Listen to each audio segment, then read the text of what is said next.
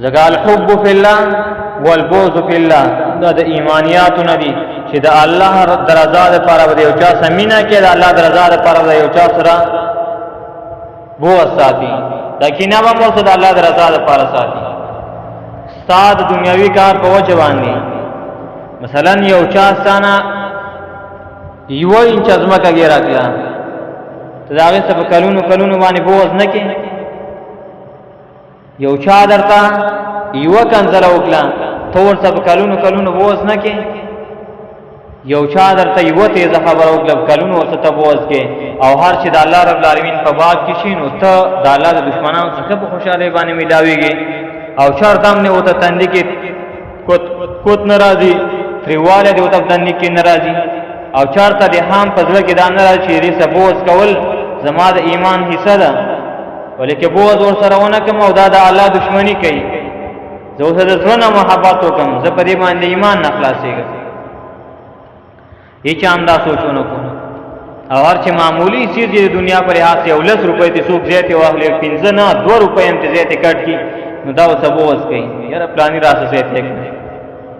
که د الله دپاره شي نو بیا هغه بغض څوک نه کوي. د الله رب العالمین د رضا لپاره به دې څه کوې، بغض کوې. ومن جاهده چا چې د دې څه جهاد بقلبي فمؤمن، په زړه سره دا مؤمن دی.